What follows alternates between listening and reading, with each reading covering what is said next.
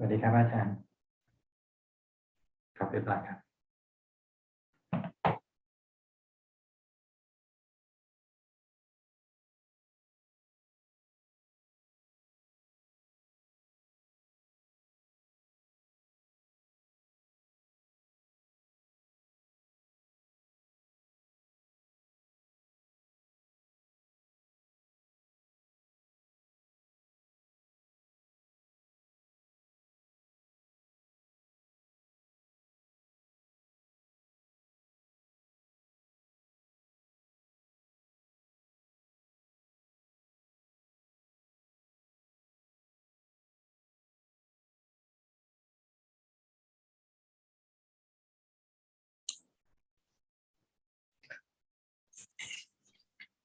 Good evening and greetings to everybody.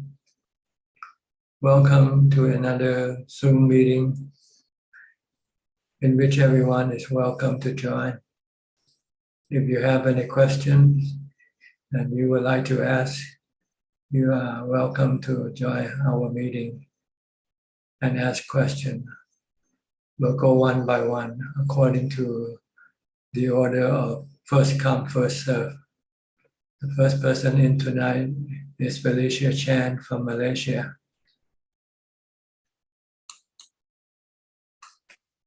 Good evening, Prajat. When I meditate, I directly enter into emptiness, no thought at all. I continuous mindful, can feel the body, not me. 4 Lama Kandas come and go on its own. I remain mindful, peaceful, and calm when I practice in this level. Not enough yet. You have to get the mind to become still. No thought coming or going. Just merely knowing. Okay, but keep focusing on your meditation object. Whether it's your breath or a mantra. Keep continuing doing it. Okay. Until your mind becomes still. Stop thinking completely. That means full emptiness, right? Yes, and you will feel a sense of relief, sense of pleasure, sense of bliss, sense of... Okay, thank you. Brother, I always can feel a lot of air come out from the top of my head and a fire getting bigger and bigger, burning my whole body. Very hot and painful, whole body sweating. Sometimes I also feel my body poked by needles. And sometimes the pain feel like cut by a knife. Brother Ajahn, may I know why this happened? You don't have to know. Just don't pay attention to it. Okay. Just keep meditating. Just keep watching your breath or reciting your mantra. But whatever happens, it's not important. You can treat them as anicca, dukkha, anatta. Okay. They rise and cease. They're like a mental, natural phenomena. Just don't have to worry about them. Just pay attention to your breath or to your mantra only. Okay. Brother, is this Ubeka level? Not yet. Okay. If Ubeka level, your mind will be empty. No, nothing appears. Okay. Thank you. Amutana Prajan, Sadhu. Okay. Next, Nanapat from Bangkok. No question ค่ะท่านอาจารย์ Happy to listening in ค่ะ Okay, Mudita from Bangkok also. Good evening ค่ะท่านอาจารย์ I also have no questions today ค่ะ Okay, Billy from Indonesia. Good evening, Tanajan. I also don't have any questions. Thank you. Sajalka from USA, Maryland, Silver Spring. Thank you, Tanajan. I don't have any question for the time being, but I may ask later. Thank you. Okay, Yope from New York, USA.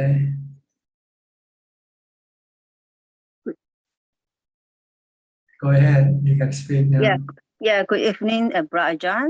I have two questions today. Is about once for my friend. My friend, she just want to know why, how come she, for his whole life, he could not sleep. And also he's getting with a dark place.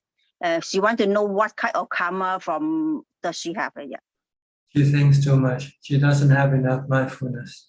She have not able to control her thoughts. Her thoughts just keep running wild. So when she goes to sleep, the thought continue on and become dreams. Okay. Then next question about myself. I'm back to New York already. I'm back to work, and I'm working in the housekeeping job. And also, I always maintain my meditation and 5%.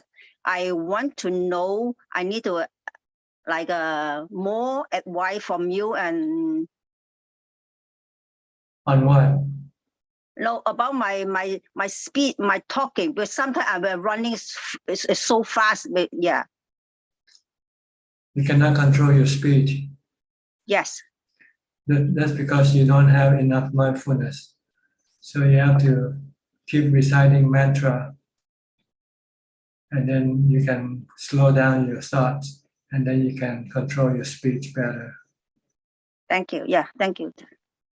Okay, is that all? Yes, thank you. All right. Professor Kenneth from Switzerland. Yeah, hello, Tanajan. I would like to ask a question about love, about from a Dhamma perspective, what is the essence of true love? And does this involve practicing all of the 4 Brahma Vihara? Well, love as we know it, there are 2 types of love. Love based on possessing the object that we love. And this is defilement type of love. Second, love without possession of the object that we love. And this is based on the mind that has equanimity. Once the mind has equanimity, it doesn't have any defilement. So it becomes pure love, become loving kindness. So if you want to develop this pure love, you have to develop upekkha. You have to do a lot of mindfulness and meditation until your mind can enter into upekkha, into jhana. Then you don't want it, you have contentment, so you don't need anything from anybody. So whatever you do for anybody is out of pure love. Love meaning that want people to be happy, wanting people to be free from suffering, for instance. Like the love of the Buddha gave to the human race, to us. He gave it without any condition, any demand for anything in return from us.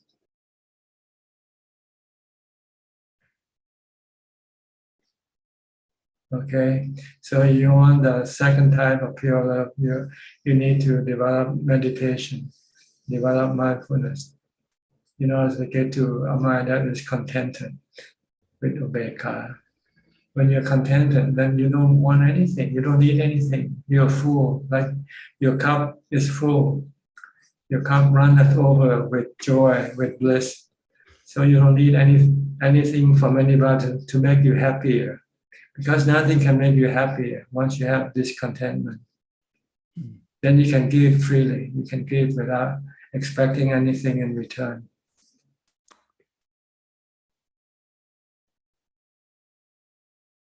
Okay. Okay, Tanajan, thank you very much. Very clear. Thank you. Next, Genso from Penang. Good evening. Regarding the 4 items in Brahma Vihara, to me, upekkha is the most difficult to practice that because it's hard to to treat everybody equal, right? So I still need a lot of effort, to achieve this item. Yeah. Yes, you need to meditate to get to this ubeka. Otherwise, it will be just imitating ubeka by trying to tell yourself you have to be nice to everyone, but in fact, your mind still is not in that position to do so. But once you meditate until your mind becomes have ubeka, then it becomes automatic, natural for you to have equal treatment for everybody. Sappe satta. Okay, thank you. Yeah. So meditate mindfulness. Keep maintaining mindfulness all day long if you can, and then sit as much as you can. And your mind will gradually enter closer to ubeka or jhana, fourth jhana. Once you get there, you'll feel different. You feel like a different person.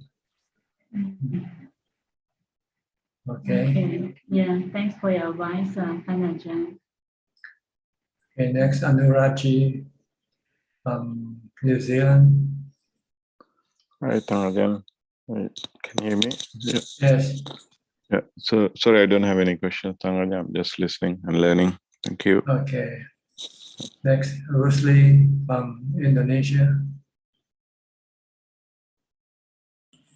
Rusli. I have no question. Thank you, Ajahn. Okay. Charles from Bangkok.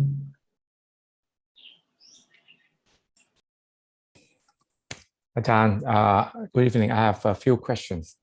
Number one question is about sharing the mirror. You mentioned, I think I heard from you mention a few times that some meditators are not ready to share the mirror after meditation. The better way is maybe donate some material thing or cash, right? They're more sure, effective. My question is, how do we know our level of meditation reaching the level of able to share our mirror to others? Any signal, any kind of measurement that let us know, when we are ready? Well, what you're sharing is good feeling from your heart. Yeah. So if you meditate and you get good feelings, then you can then share that good feelings for other people. Okay. That the good feeling based on the mind must be calm and peaceful enough, right? That's right. Yeah. Okay. So anyway, in my case, I share every time, so I don't know whether effective or not. I have another question about the meditation as well. Sometimes we would like to have some kind of to do some preparation before the meditation. For example, after a meeting with friends, we go home, right? So we want to calm down the mind. So there are some people prefer to do the short mantra like Bhutto or Amitofo or something, right? Another prefer chanting a long sutra, maybe half an hour, like Dhammatalk or Dhamma Sutra or something. Is any difference in terms of preparation for meditation to calm down our mind? The short mantra better, or the playing a sutra better? Any different between the two? Not really. It does the same thing, whether you recite a mantra or you chant, because it will then stop your mind from thinking.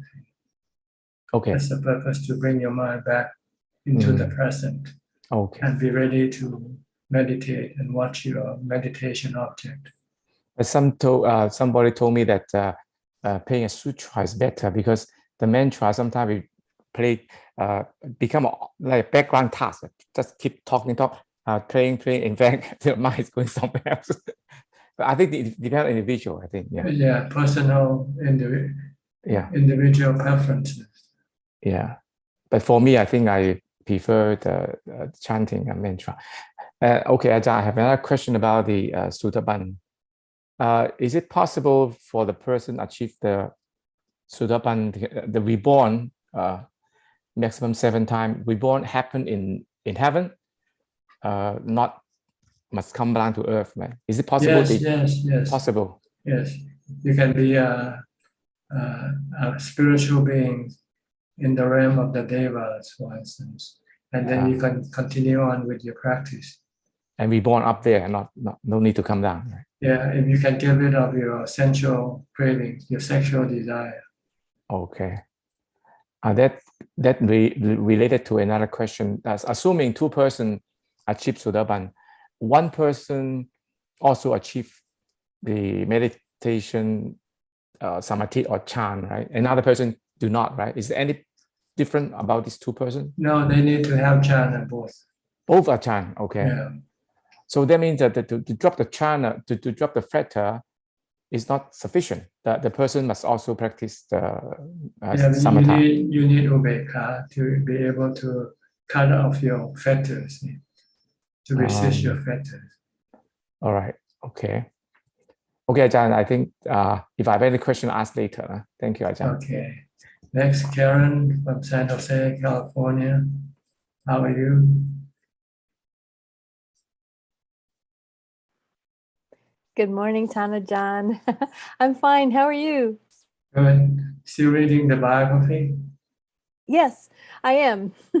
It's going to take a while. There are probably going to be more than 70 recordings. Yeah, separate recordings of about 20 minutes each. So it's going to take time, but it's very interesting. I'm learning a lot. Good. I actually had a question and now I'm forgetting what it was. I guess that shows my mindfulness this morning. What was it? Oh, I have a question. If someone who is not Buddhist believes that they see Deva type beings among humans, do you think it's possible that that is actually what they're seeing? Oh, yes. You don't have to be Buddhist. Anybody can be psychic if they have developed this ability in their past lives. That's interesting. And so if they believe it's something other than what Buddhists believe they're seeing, it's just their perception is just incorrect. They can perceive things that in the psychic world that we ordinary people does not perceive. Like spirit, sometimes they can perceive the dead person. Where is this dead person? Or even communicate with this dead person. Like if you have time, the next time I want you to read another book about a Buddhist nun. She has this psychic power. Oh, I would love that. I have not read any books about the nuns yet. That would be wonderful. See, I'm going to have to live a long time. So you're going to keep me alive for a very long time. Her name is Mosquito, and she has this psychic power. She's a student of Ajahn Mun. And so fantastic. She has this psychic power in which every time she meditates, she will have spiritual beings come into contact with her. Sometimes it's a dead buffalo, sometimes it's a dead boa being killed by the hunter or something. And then they come and ask for advice, ask for merit from her. So it's interesting. That's very interesting. Maybe that's the next book, the biography of Machikal. Well, that will make me hurry and finish this one. Because I'd love, yes, without going into a lot, my daughter and I do not communicate. It's sad. And she has, but I peek on her Facebook page. See, this is why I have to stay away from Facebook. It upsets me. And so, but she has begun talking about how she sees Deva type beings And I was wondering if she's become mentally ill. I know she smokes a lot of marijuana, but I wondered if it, you know, after reading about Ajahn Mun seeing all these different spiritual beings, and I thought, I wonder if she's actually seeing them, that it's not just her imagination, it's just her perception is different than what mine would be. Yes, sometimes it's difficult to judge whether a person is speaking the truth or not. Maybe it's something they see, but it's not real. It's just their mental fabrication. This is also possible. I was just curious if it was possible, because she sees them as spiritual beings, positive beings that are among us, that not everybody can see. It's a little bit, I think, mental illness too. But anyway, I was just curious if I had always thought, oh gosh, she's just crazy. But I thought, maybe she is. After I've been reading about Ajahn Mun's experiences, maybe she is actually seeing It's possible. It's possible because the mind is universal. It isn't being blocked by any label like Christian or Buddhist or anything like that. That makes complete sense. Thank you very much. And now I'm really excited. Now I'm going to finish this book. It'll take me a couple months probably, and then I'll start. And just take the time, just to let you know. Yeah. Ahead of time. Thank you. Okay. Thank you. Okay. By the way, it was translated by Ajahn Dick. He's an American student of Dr. Mahabua, who has a monastery in Virginia. I read about him. The one that I'm reading now, or both of them? Yeah, this one is also, he translated this book also, I think. Oh, he did. How interesting. I saw his website, and they look so cold, and they don't wear, I was talking to Professor Kenneth about this in Switzerland. The monks at least wear snow boots, and it looks like Ajahn Dick's monks are just wearing sandals in the snow. And I said, they must be. Yes, he tried to adhere to Ajahn Mahabua's strict observance of the monastic code. So. I said, but Ajahn Mun wasn't in the snow. My goodness, that looks so cold. Anyway, thank you. Okay. In case you want to find the book, you can go into the same website where you get the biography of Ajahn Mun. If you scroll down a little bit down, you'll find the biography of Mechi Kel.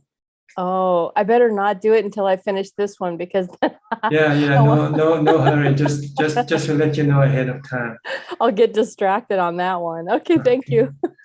All right. Next, Kafai Lim from Malaysia.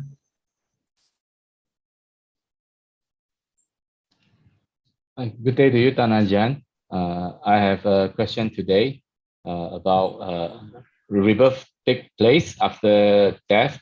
Will there be a benefit of merit makings for the deceased person after maybe a month or a year from the passing of the person?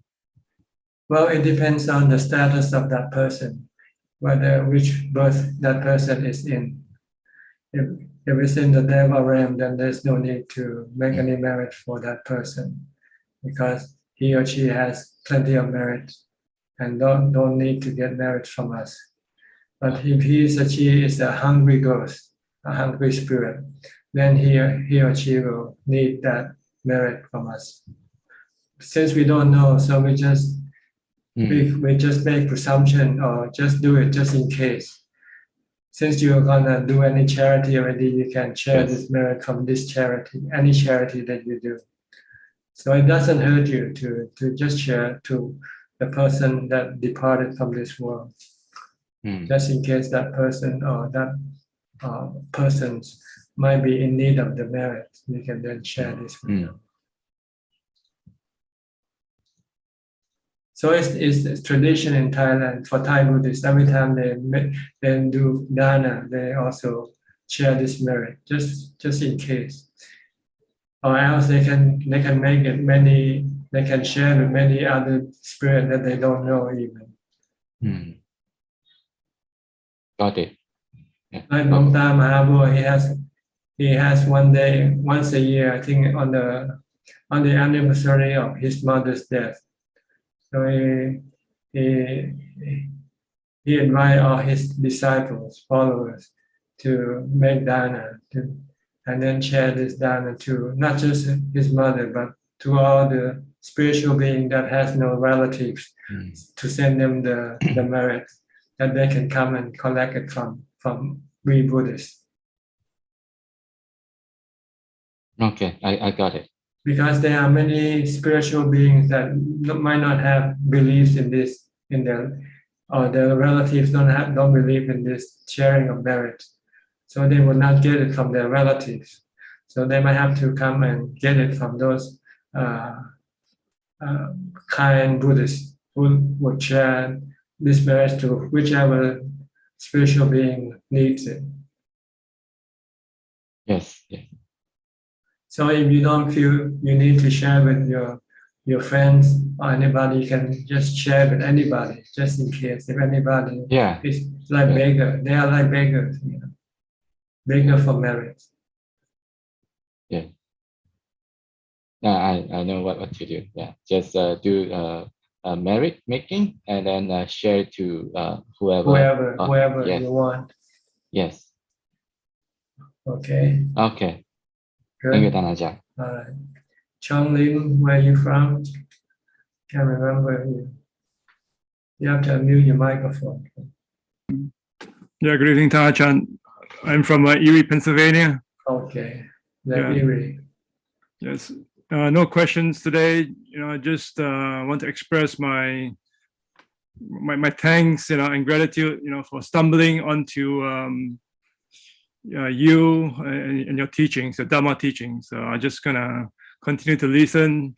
I realize that I've got much to learn. I'm still in the early stages in this spiritual path compared to other people. So I'm very grateful to have found you. So I'm going to continue to listen. Thank you. Okay, you're welcome. Gary from Singapore. Tanajan, no questions from me today. Okay, your hand, Belinda from Singapore also. Good evening, Tanajan. Tanajan, I have a question about helping living person to do merits.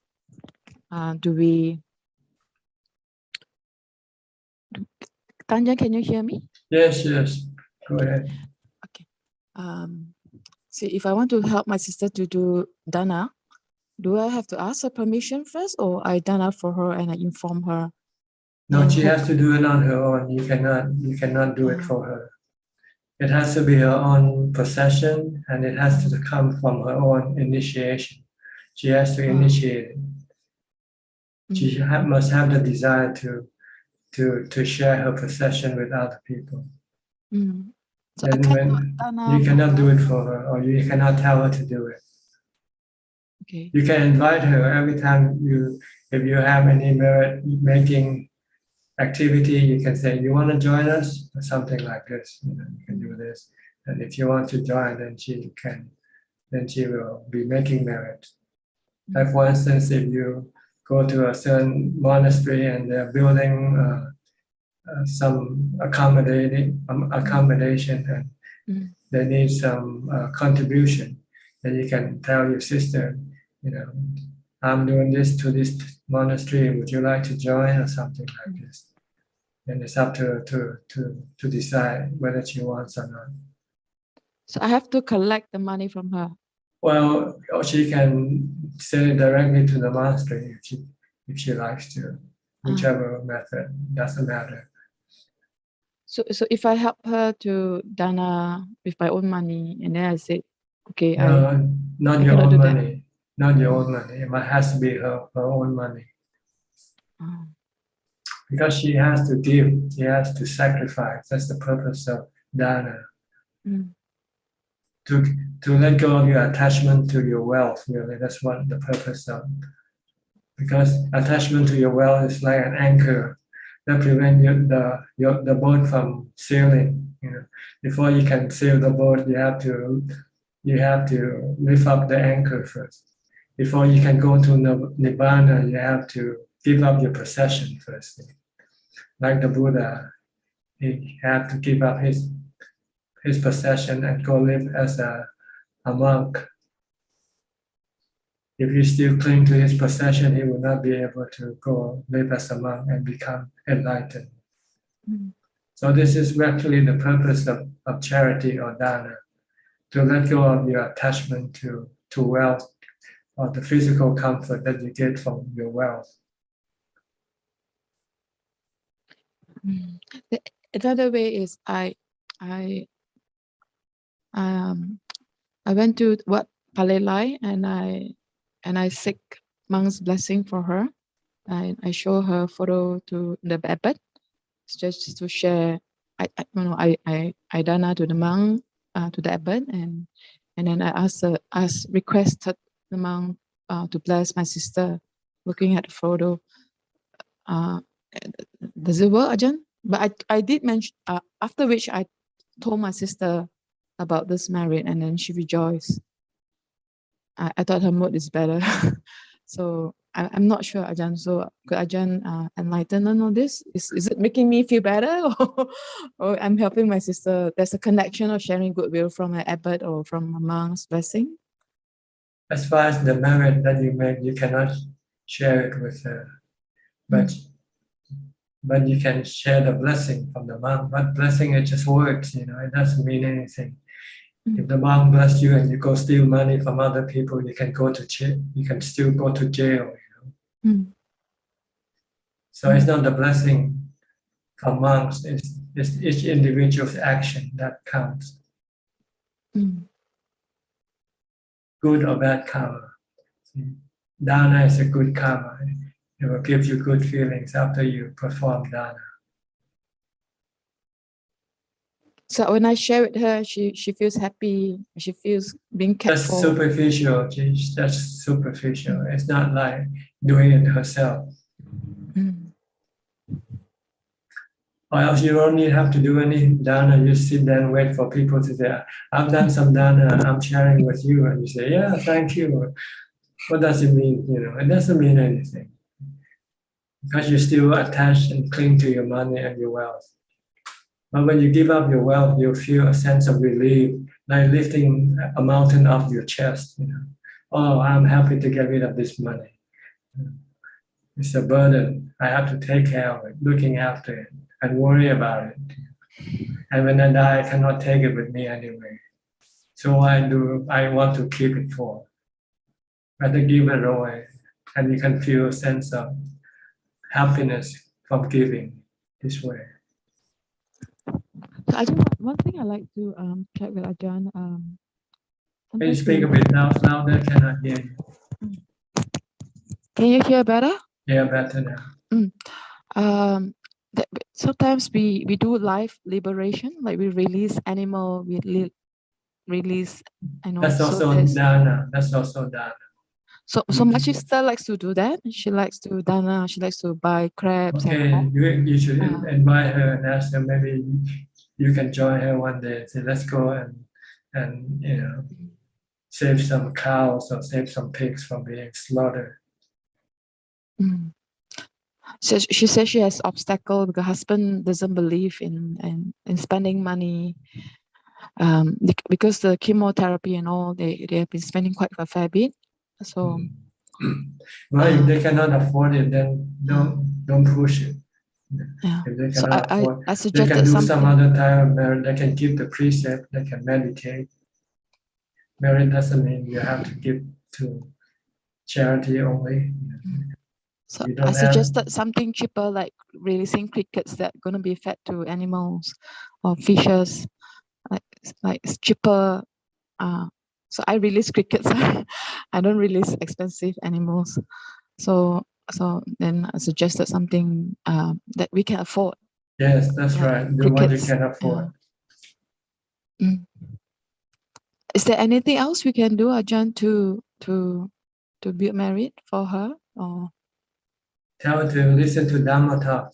Join our discussion group.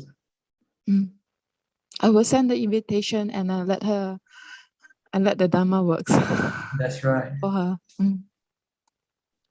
Thank Thank you so much, Ajahn. It's very helpful. Thank you. You're welcome. Johanna from Indonesia. Hello, Thanachan. Right now, I don't have any question. I'm listening and learning, Thanachan. Okay, Adeline and Philip from Malaysia. Good evening, Tanjan. Tanjan, I have a question with regarding to the practice. Okay, we usually ask in this forum that what is the last? I mean, what is the last time that we can eat solid food, which is usually around solar moon, the solar noon. My question is, what is the prescribed time that one can take solid again the next day if we are practicing the 8%? At sunrise, at sunrise, not at midnight, not 1 minute after midnight. That's International Day of Reckoning, but according to the ancient Buddhist Day of Reckoning is sunrise. A new day starts at sunrise. Right. Okay. So in, like, for example, in Malaysia, our sunrise is not 6 o'clock; it's about 7-ish, because we changed the time for some political reason. So that should be the time that we can consume solid, right? Well, in ancient time, we don't have clock, so the way we determine a new day is by reaching our palm, our hand out and look at our palm. If you can see the lines on your palm, then it's a new day. It's like it's daylight. Or you can look at the leaves. You can look at the leaves and they all look separate. They're not clumped together. Then that means it's a new day. Okay. Understand. So you don't have to worry about the clock. Just look at the real thing. Look at the daylight and the light. It usually, because it's changing year round. See, sunrise keep changing year round. Every day actually. 1 minute or two earlier, 1 minute or two later. It just keep going back and forth. Okay. So the Thai forest tradition, we don't use clock. We look at the leaves or look at the palm of our hand. Okay, understand. Okay. Thank you, Ranjan. All right. What about you, Adeline? No question from you. No question right now. I had one, but it just slipped my mind. Not very mindful today. Okay. And maybe later. Yeah, maybe later. Kok Sing from Singapore. Good evening, Ajahn. Tonight I have a question. One of my friend's mother, she's very seriously ill in the hospital, intensive care, and this friend is requesting for me to send metta to the mother. So my question is, how do I go about sending metta to my friend's mother? Yeah, you go visit her. You go visit her and bring some gift to her. Give her some gift. But presently, because of the COVID, they do not allow. There are some restrictions on visitors. So you can order and let them send to the hospital. Okay. Okay. So send some gifts to her mother at the hospital. Yes. Okay. Yeah. Or some money. If they need money, just send some money for. Then they can pay for the medicine and whatever. But maybe it's not traditional, because sometimes sending money is considered to be rude. So instead of you send something you can't use, like flowers or things like that. Yeah. Okay. Flowers or chicken accents. Anything like that. Yeah. Okay. Yeah. Okay. Yeah. That's all. Yeah. Thank you, Ajahn. Sri and Czech from Vancouver. Tajan. Hello, Tajan. Yeah, I really like the picture, Ajahn, on your Facebook. The picture of the cooties on the couch Chion. Kauchion. Kauchion. Yeah. Kauchion. Kauchion. Yeah. The kuti. The lots of pictures of the monks kuti. Yeah. It's really nice environment. You have no electricity, no running water, no toilet. You use the forest as your toilet. Oh, no like toilet. the animals. Animals, they don't build toilets, right? Oh. That's what monks do when they go into the forest. They don't build toilets. They just have a shack they can spend. They can be protected from the sun and the rain. And they just use the toilet like the animals do. Oh. No water, Ajahn. No water. Well, usually you have to stay near a water source, and then maybe you fetch it. Or in our case, we have water tank that we can collect the rainwater and use that. Oh, rainwater. Oh.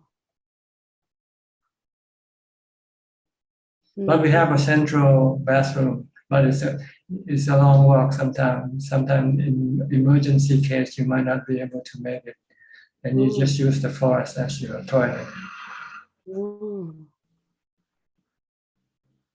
And how far? Like is the kuti far apart from each other? Yeah, some take maybe 5 or 10 minutes to walk to get there. Because of the difficulty of the path also. Yes, you're walking on a steep hillside. So yeah, to be very careful not to fall. So the monks walk down, like up and down every day to. Usually once you go up, you don't want to come down. Only when you really have to. For Pindaba. That's right. For Bintabat or helping sweeping the ground in the afternoon. Oh. So but some are near, some you can walk within 1 or 2 minutes. So some are very far away. It depends on the meditators. Some like to go far away, so then they don't want to be near anybody. So they choose the one that is very far and very high on top.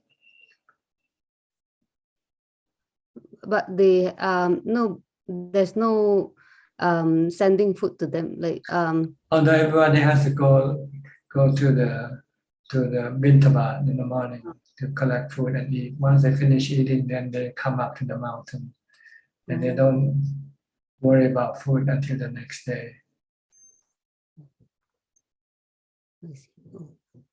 It's good to have a glimpse of the kutis. Yeah. So, Tan Ajahn, the meditator like live in this kind of like environment. It will excite their mindfulness. Well, it will enhance their mindfulness because they have to be very careful. Because you don't know who's going to visit you or come across. You can have some snakes or some lizard or some animals. We have some deer, some monkeys up there also. Oh. No tiger, Ajahn? No tiger. Okay. No dangerous animal. No wild, like tiger or elephants or anything like that. Small animals. Yeah, I saw the deers. I saw the deers in the video, in your video. I just want to show the environment, just in case you wonder what a good place to practice is. Usually it's like that. It's very down to earth, very simple, but very quiet, very remote. Yeah. Very quiet. No distraction from the sensual objects.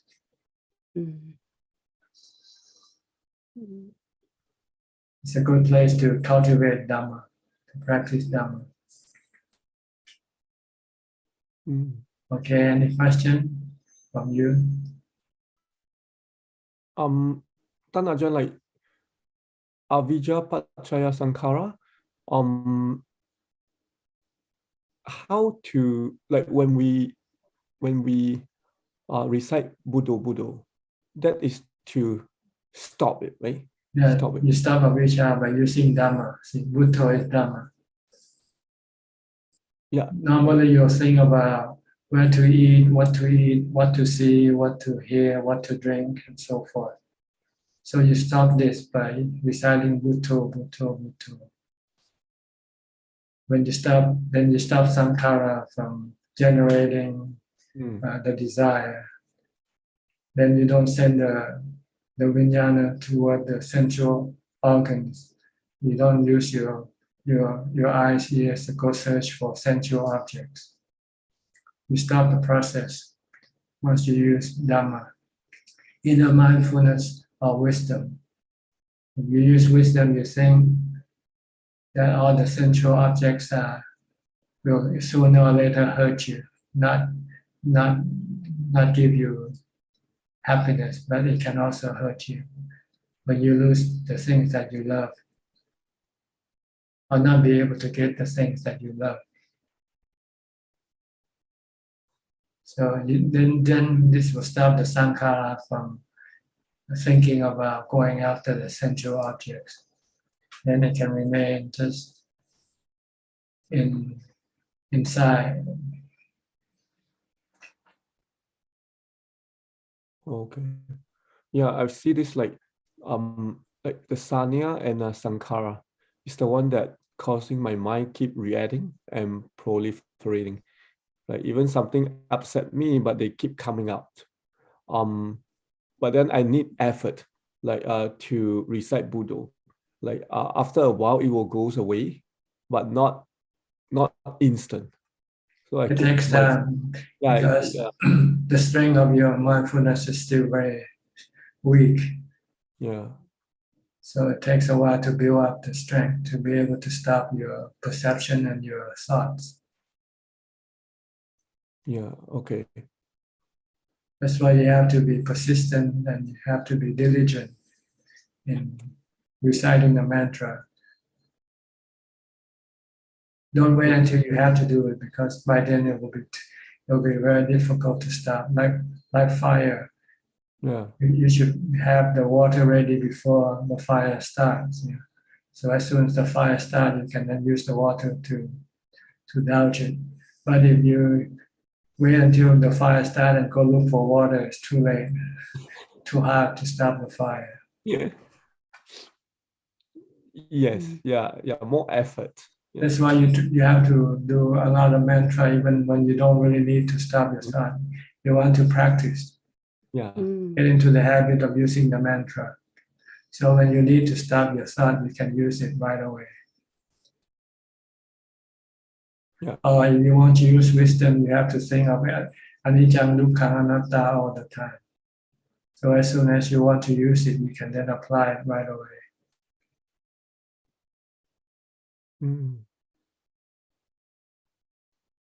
Okay. Yeah. Sorry, Ajahn, can I clarify you? Is that aren't we supposed to stop thinking? But you were saying use anicca, dukkha, anatta. Like, see, if you use anicca, dukkha, anatta, you'll see the thing that you want is will hurt you, and it's dukkha. Because the thing that you want, sometimes you have it, sometimes you don't have it. It's anicca, it's impermanent. It's anatta, you cannot always keep it with you, or force it to be with you all the time.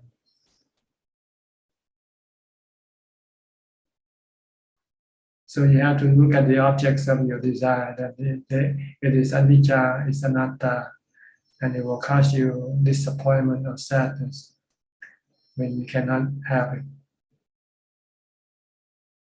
This is something you have to study beforehand. Not do it when you have the desire, because as soon as you have the desire, all rational just gone, and all you want is want to have that object regardless of what. But if you think ahead of time, beforehand, that this object it's anicca, it's impermanent, it's not lasting, you might have it at first, but what happens when you lose it or when it goes away? Then you will have dukkha instead. of happiness. This is something you have to study beforehand, so that when you anytime you have the desire for anything, then you can apply this knowledge to remind your mind that you're going after dukkha, you're not going after anything really. Because the thing you go after, sooner or later, you will have to lose it.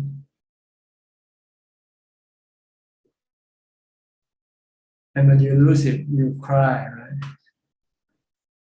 You blame other people, but you don't blame yourself. People, when they do something, they ask, why? Why do they have to go? Why do they have to be gone?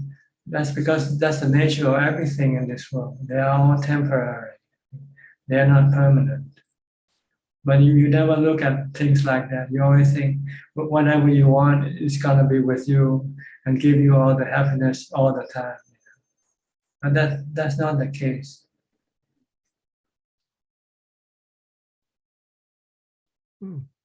That's why you have to constantly teaching your mind the changing nature, the temporary nature of things, until you can see it clearly all the time. When you can see it clearly all the time, then you don't want anything.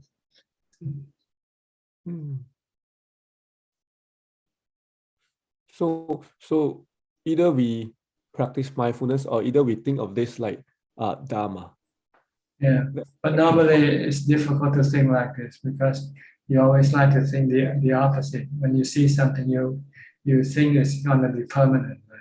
Forever in love, live together forever, until death do we part, something like that.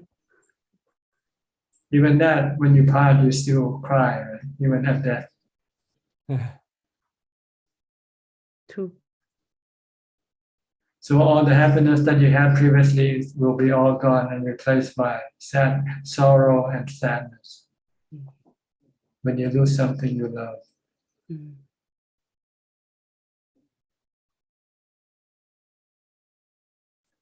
So Ajahn, is it correct? Is it the right practice that when I feel when I'm more restless, I use a lot of Buddha, but when I'm calmer, I like to think of the 3 characteristics just to prepare for the future. That's right, because when your mind is calm, then it's easier to think rationally.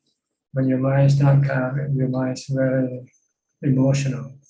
It's usually driven by your desire. And no matter how you try to convince your mind that this is bad for you, you still want to have it anyway, right?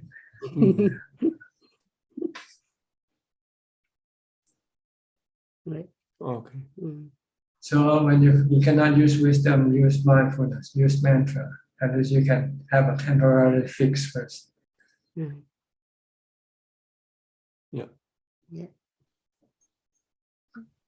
And even that is difficult if you don't practice beforehand. So you have to try to practice even when you are not in crisis, even when you don't need to stop your thought, you still want to practice it, just in case. When you really need to stop your thought, then you can use it.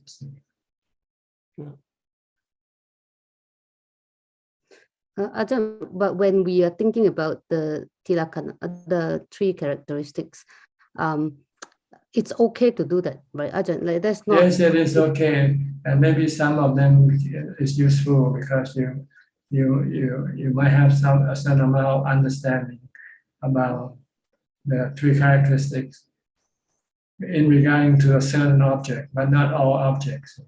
Some other objects you might not see it as 3 characteristics yet. But in fact, every object, all sensual objects, all have,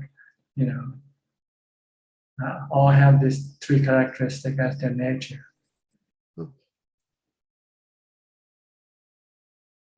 I usually go for things that I'm attached the most, like love and attached the most. So like that I know that it's going to be painful when I lose it. So I try to do the 3 characteristics. Yeah, when you can remind yourself that the things that you love, the people that you love is anicca, dukkha, anatta. But you don't want to think that way, because when you think, it makes you feel sad. So that's the problem. So Buddha when Buddha is bad, like the using Buddha to calm the mind is To calm the mind first, until the mind becomes neutral, becomes rational, then you can then teach the mind the truth of the 3 characteristics. It will be more easier for it to accept than when the mind is not calm, when it is not rational. Oh, so Tan Ajahn, quick thing, like the best is after meditation, if my mind still calm, then I'll direct the mind to go and think of this. No, when the mind is calm, you want to maintain calm for as long as possible first. Until your mind no longer remain in calm, start thinking, then you can then use the thinking to think in terms of the 3 characteristics. Oh, okay. But you want to make the mind still for as long as possible first. Because the longer the mind becomes still, the longer your upekkha will be. Oh, okay. So when you meditate, when your mind starts to become still, you don't start contemplating. You wait. You keep the mind still for as long as possible, until it can no longer remain still. Then when start to think, then you then can start to think in terms of anicca, dukkha, anatta. To the things that you love, to the people and things that you love. This house is temporary. I won't live in this house forever. You know, these people I know, I won't be with them forever. Everything that you own, even your own body, you're not gonna be with it forever. Everything that the mind comes in possession with, or in contact with, are all anicca, dukkha, anatta. It's just how much you can think and how much you can expand out to all the objects that you become involved with.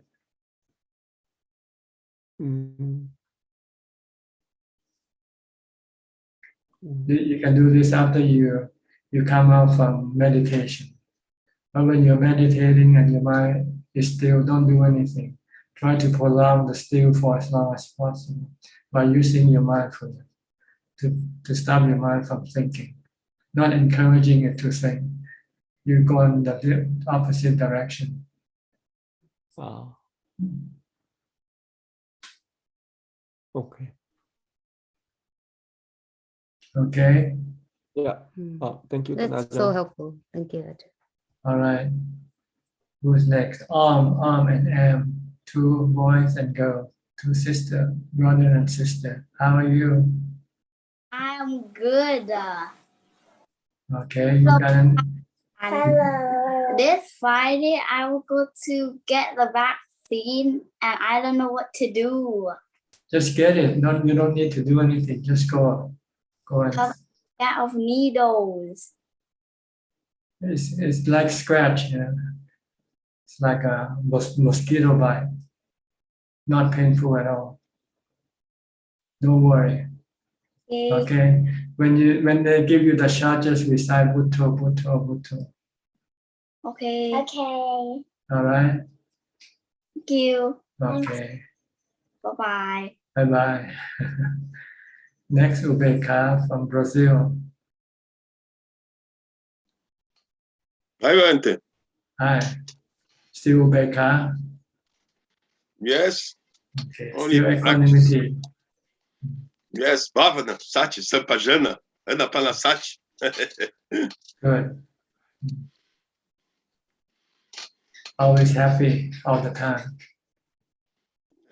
More or less. Oh, that's good. No sadness, no worry, no anxiety. No looks for life.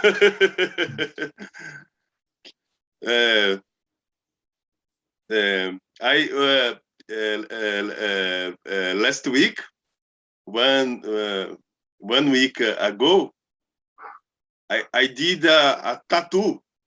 Tattoo. Yes. What for? Buddha in my leg. Oh, Buddha in your leg. Yes. Why in your leg? Why not on your forehead? Because Buddha considered to be high, you should put it above your head, not on your foot. Yes. I have in my arm the meditation, the Buddha Dhamma and Sangha, né? Okay. Lotus, for the lotus.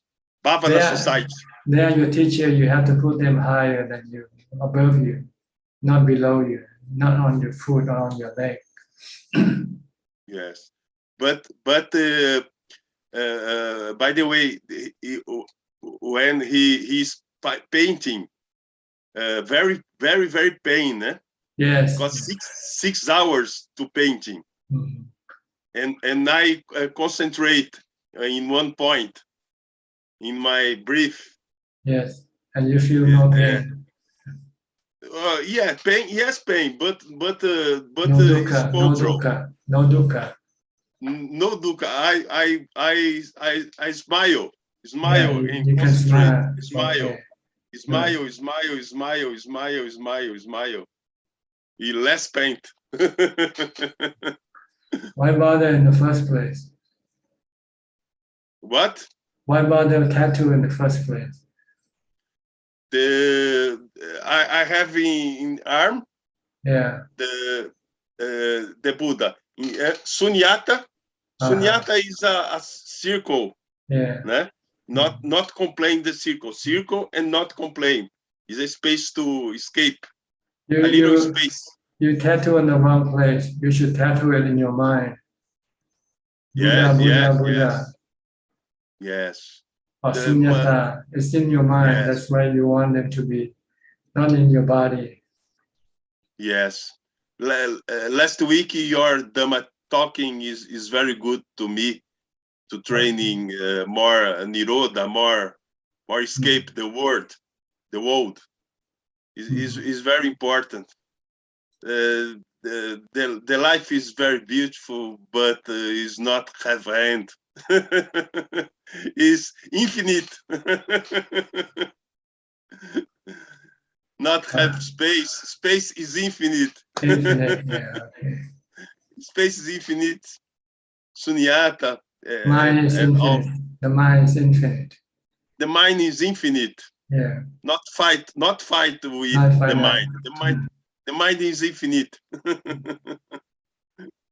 This infinite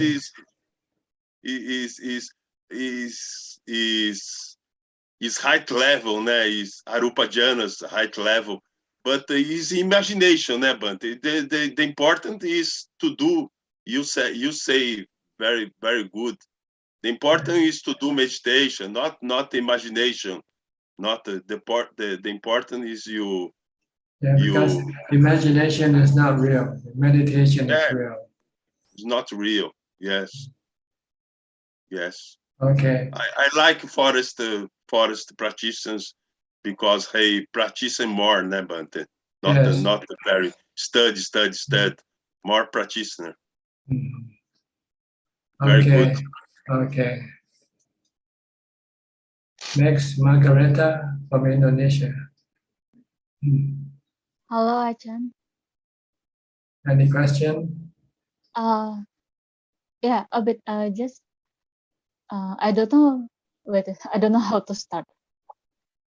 So my situation is like my business is not in a very good condition, and then I start to only focus about my work, and then I stop practicing, and then I want to start again, and I start from Buddha, but it's still not good enough to maintain my calm, and I am still not focused in my meditation.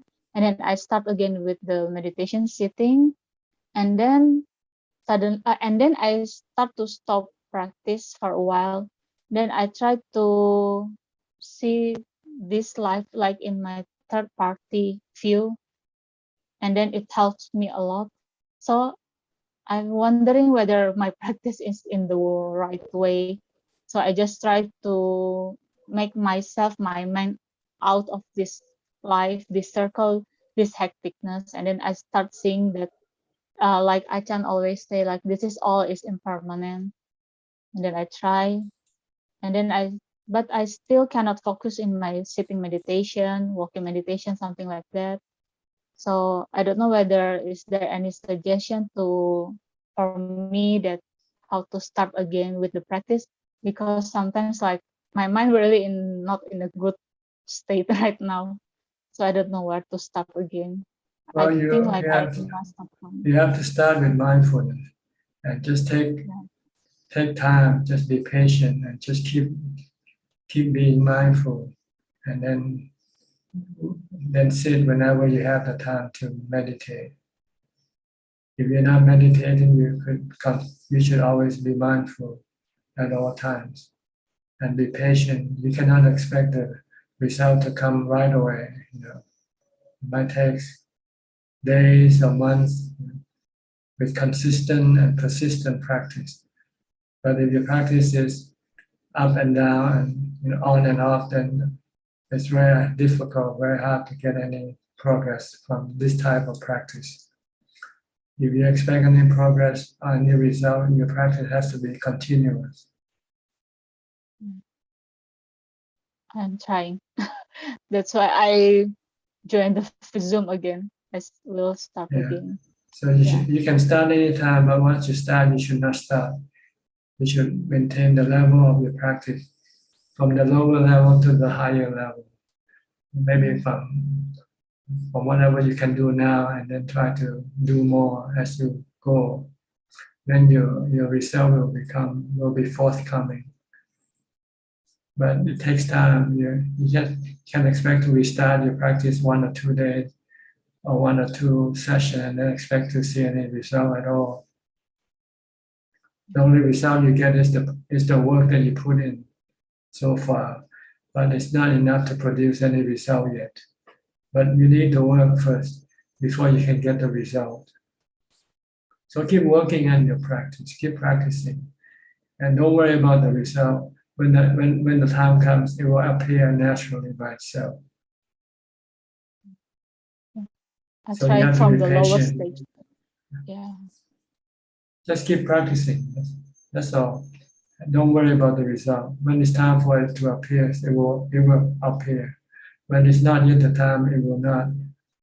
So it's not something you can force it to come up. It's only your practice that will make it happen. So keep on practicing. Don't stop. Increase it as you go. Increase more and more as you go. Yeah, I will. Okay. All That's right. it, Achan. I don't have any question. Okay. Okay. Thank you, Achan. Next, Jessica, still in Bangkok, like Thailand somewhere. I'm still on Earth, Tanachan. On Earth, Hello. okay. Yes, I'm still here. Still in samsara. Still in samsara. Yes, my body is still in samsara, but my mind is not. So I made already the reservation. I will be practicing. I will be going there on the 4th and the 6th with my friend. So yes, Okay. Tanachan. At Wat Yan for 3 nights. Yeah. 4, 5, Yes. 6. I would actually prefer longer, but maximum is 7 days. Mhm. So, and we could get only 3 days. So that's okay. I'm still practicing mindfully every day, though. There is a question which I have, though, Tana-chan. So, with my daily practice, I'm just being fully aware of my movements, but also as with everything that I do in my daily activities. I'm at that point where there is a name, but there is no more name. I don't know if you understand what that means. It's like you just there's not really anything that I'm attached to. I'm trying to find something that I can be attached to, but I'm a bit uncertain what to do now. Be attached to meditation. That's what you should be attached to. Mm-hmm. But the Thanajan is meditation. It's not just sitting and closing your eyes, isn't it? It's the way you live. It's the way you develop mindfulness, Samati, and wisdom. These are the three things that you want to develop. Yes. Mindfulness to get to Ubeka. Once you have Ubeka, you want to study the nature of things, the three characteristics. This is what you should be addicted to or attached to. I've been starting a strike. Instead of looking at my phone while I'm riding the MRT or the train, I've been reading Dhamma books on the train. I've been advocating this on the train, because once you get on the train, you see so many people with their phones, and they're not within, they're outside of themselves. So I hope that it can actually inspire somebody to come back and, enjoy reading books, even Dhamma books, especially your books, Thanajan. I need more books from you the next time I see you. So thank you for that as well. So hopefully we'll see us on the 4 to 6, Thanajan. Okay. All right. Is that all? Yes, that's it. Okay. Next, Alvin from Malaysia. Hi, good evening, Thanajan. Thanajan, referring to what Chek and Sri was asking just now, you're saying that when you reach Upeka, you continue with the Upeka, then come out and contemplate after that.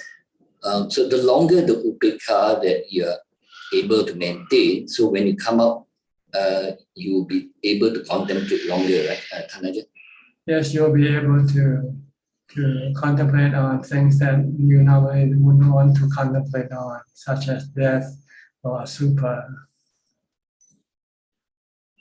So when your ubeka becomes weaker, then your defilement becomes stronger, and then your defilement will try to distract you to go to think about other things instead. So the longer the better in Upeka, then you got longer period to contemplate. Right, so you want to contemplate until it sinks into your mind. Yeah.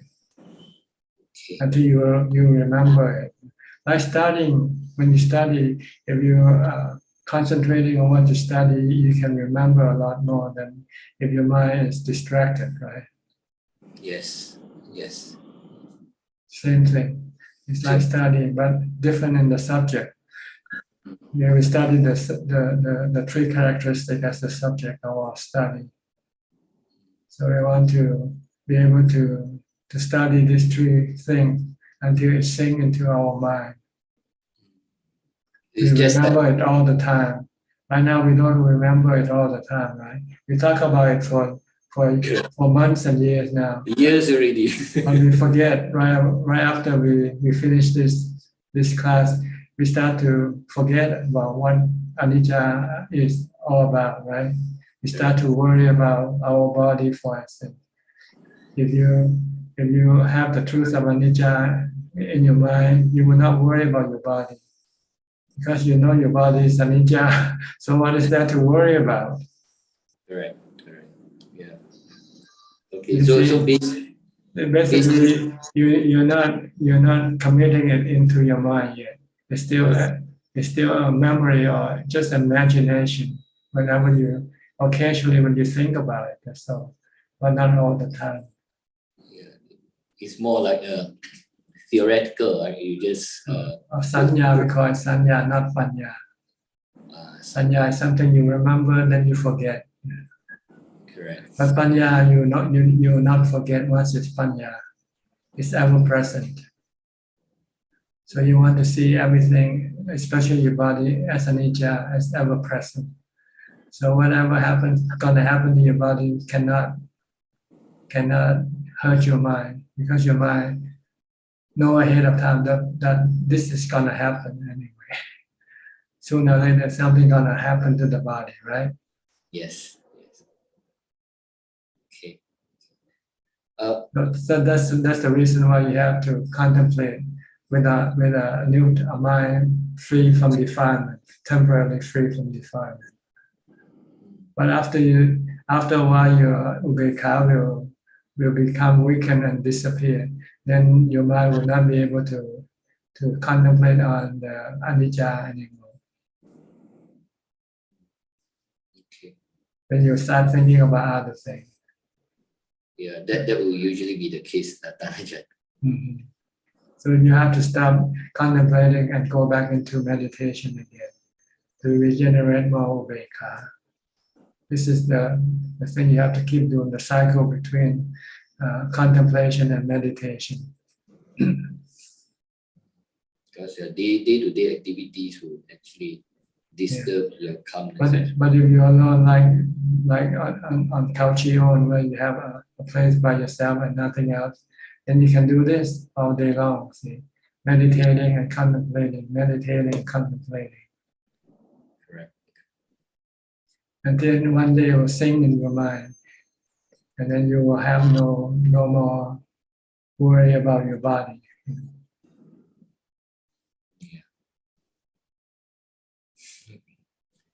Right. One more question, Tanajan, referring to Belinda's question in terms of doing dana. If want to do dana and then other people contribute, all these other people that contribute, it doesn't matter whether it's small or big, up to their capability, they will get the merits as well, right? But only one person that actually go and physically do the dana. You get the dana that is your own money. Other people's money, you don't get that. Correct. And those people will get the merit, right? That's right. Each individual merit, even though they do it through you, you might be the person who do the dana for them, but it's their money, and so it's the merit. You're just like a messenger. Thanks, Tanajan. Okay. Thank you. All right. Next, Pei Lai. If I pronounce your name correctly. Yes. Good evening, Tanajan. No, it's just Pei. Pei Lai. Okay. Yes, Where are you my from? surname. I'm actually from Malaysia. Okay. Any question? No questions from me tonight. Just listening in and learning a lot. Thank you. Okay. B. Ravin from Bangkok. Good evening to you, Tanajan. Well, I think a lot of questions that I had in my mind today were already answered, so maybe I'll just rephrase one.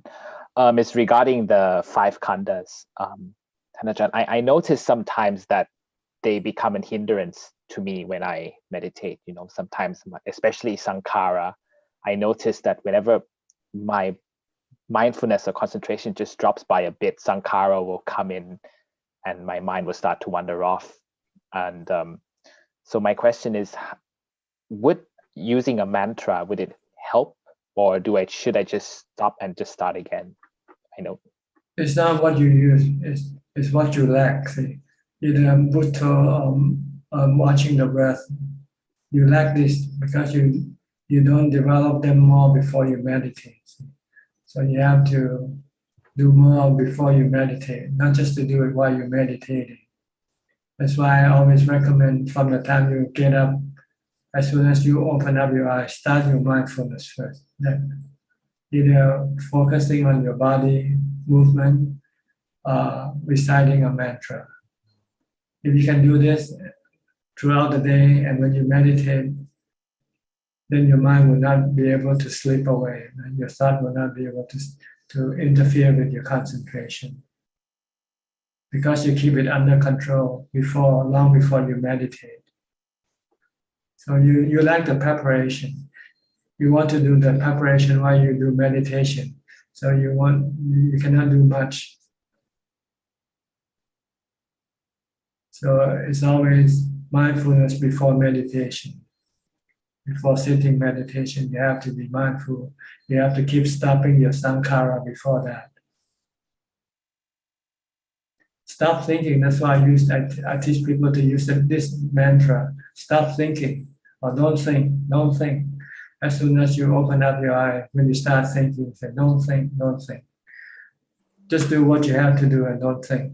You have to take a shower, eat, don't think. Just do what you need to do and don't think. Think only when you really have to, like when you go to work or something. Then you can do this when you meditate, then you can tell the mind not to think. Focus on your breath. Stay with your mantra. Then you will not think. Because you have done the preparation before you start to meditate. This is the difficult part, the preparation part. The meditation part is easy because it's brief. You will sit there for a few minutes. But the preparation, you have to do it all day long. The more you do it, the stronger your mindfulness will become. Then it will be easier for you to meditate and get into Samati very easily and quickly.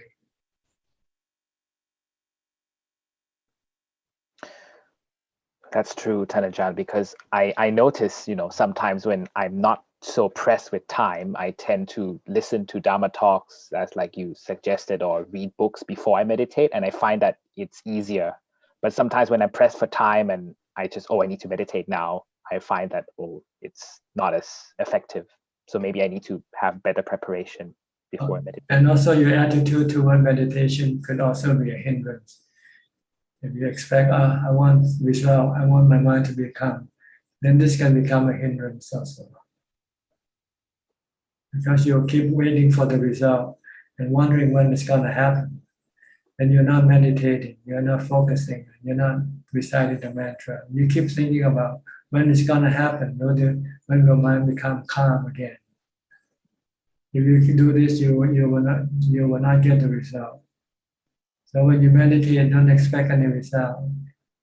Don't set a goal for the result, set a goal for the cause. Be mindful of your meditation object.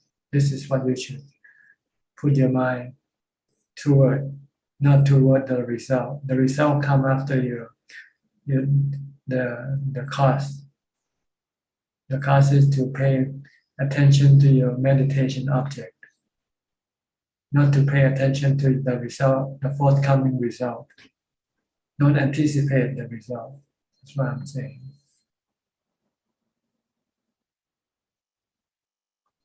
So just one step at a time. Be patient and be more or less relaxed. Don't be tense. Sometimes tension can also be a hindrance. But not too relaxed. If you're too relaxed, you might lose your mindfulness. So you have somewhere, take a middle path between relax and tension, somewhere in between. Not too relaxed and not too tense. You have to prepare this before you meditate. That's why you need to be alone. You need to go out to Kauchiwan and stay for a few days alone in a hut.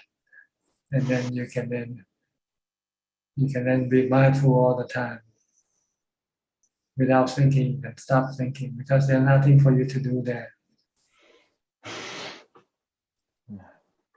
That's true. It's a lot of distractions in the world.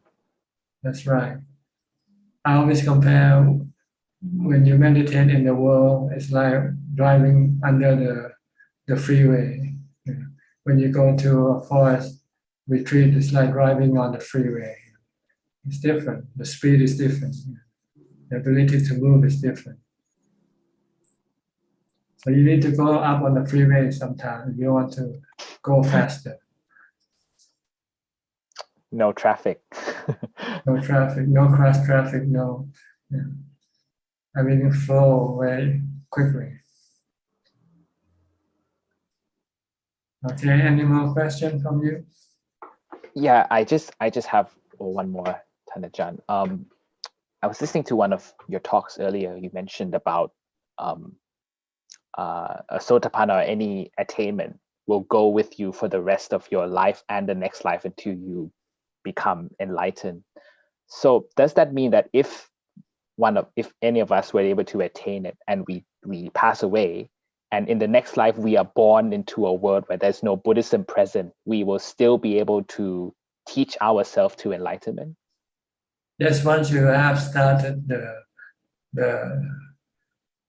level of sotapanna, you have to enter the stream that will lead you to Nibbana eventually, without having to have anybody to guide you. Like once you get on the freeway, you don't need a map. The freeway will get you to the destination you want to go, right? Yes. And it has signs all along the way, which so you cannot get lost on the freeway if you keep watching the sign.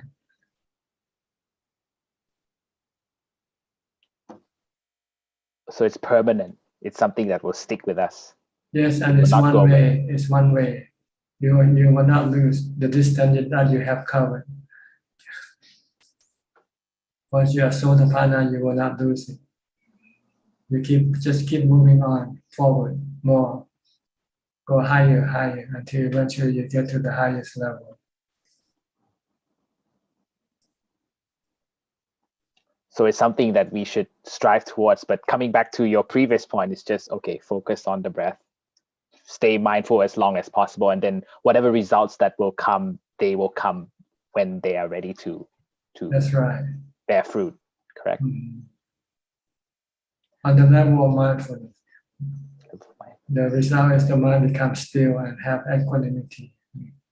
But on the level of wisdom, then you have to constantly study the nature, the three characteristic nature of things that you're still in process with. You still own, like your body was.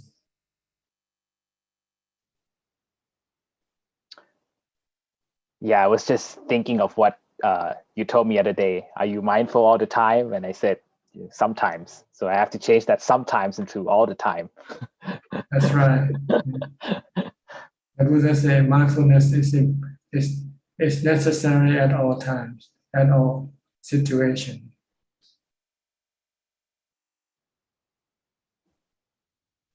So you should start with, when you start waking up in the morning, you should start your mindfulness practice right away and see how long you can keep it up. 5 minutes, 10 minutes, or 5 seconds, 10 seconds. You might start thinking about, oh, what am I going to do today now? Where am I going to be?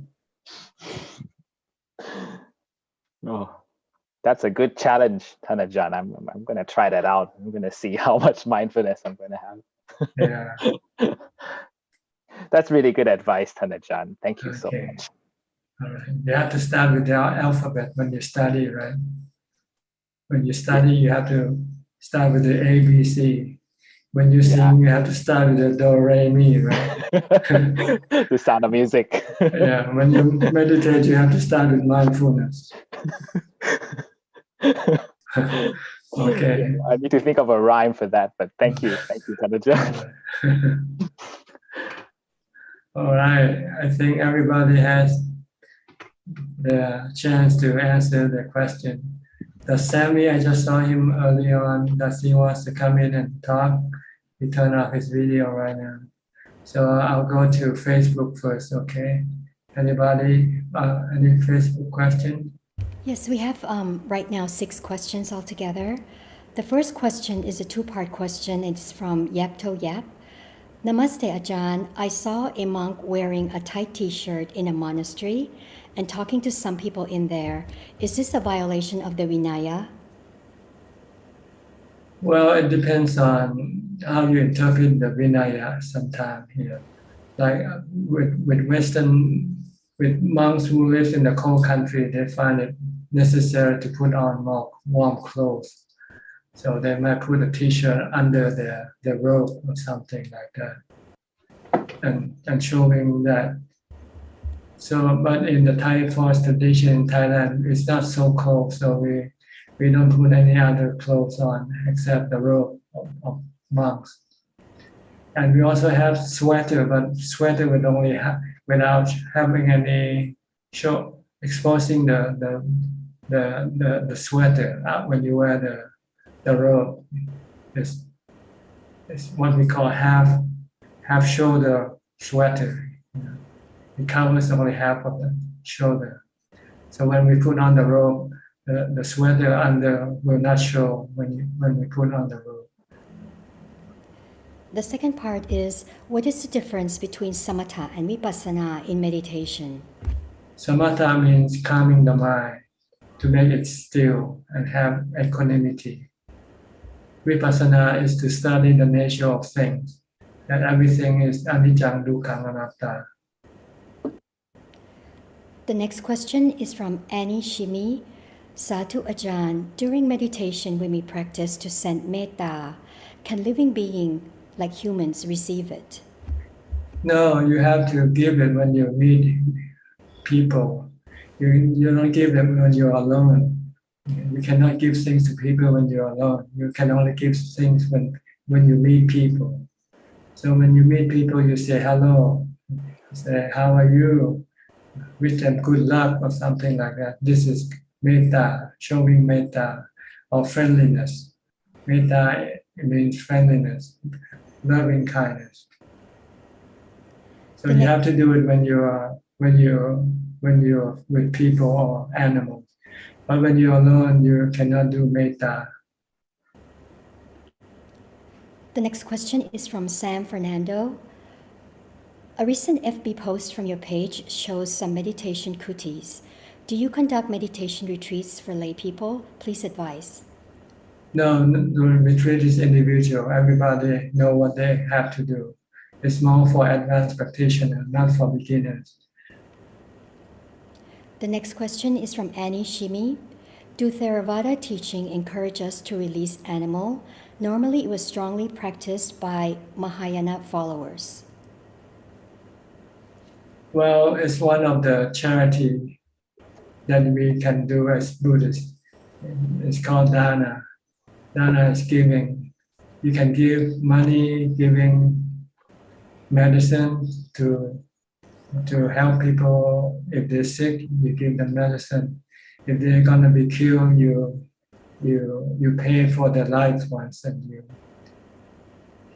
So this is what giving is. So releasing animal is to release those animals that is supposed to be killed, and then you buy their life for them.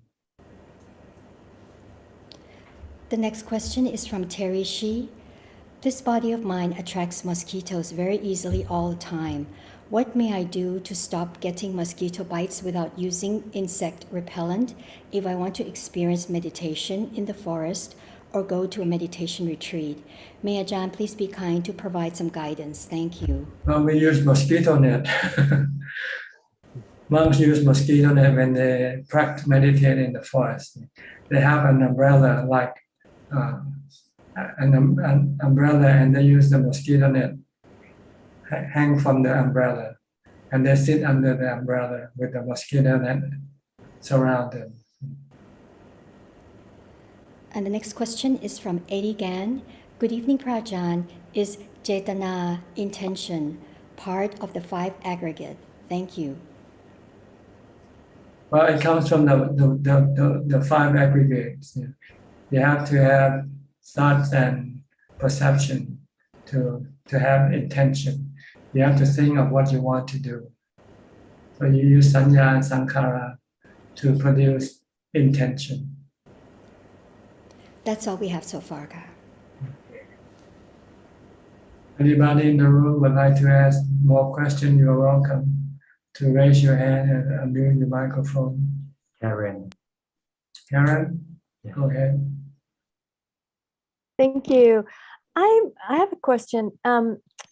For people like me who are stuck in the city and I don't have the resources to go on a retreat anywhere right now, do you have any advice on if going somewhere quiet and wonderful, like where you are, is not an option, at least at the moment. What are some advice for how to deal with practicing with distractions? What I'm doing, one of the things that's helping me is I get up very early before it's noisy here, and that's not always 100%, but it's much better. If I get up at 4 in.the morning, it's usually quiet for a couple of hours, and then it's crazy around here. Do you have any other advice? So it means that I would like to meditate more during the day, but there's just so much noise, and I'm just not good at ignoring the noise yet. So any advice? Can you use earplugs? Put on earplugs. Okay, that's a good. That would help. Yeah, that would help. That will at least decrease the noise, maybe to the level that won't bother you. Okay, so just practical things like that. Practical thing like that. Try to, if you can, insulate a room where you can be quiet in that room.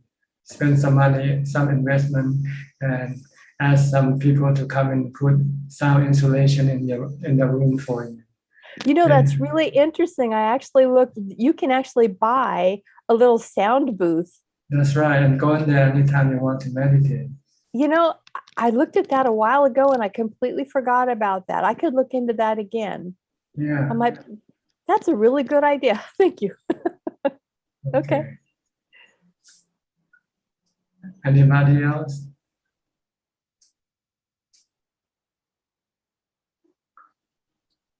Looks like nobody, huh?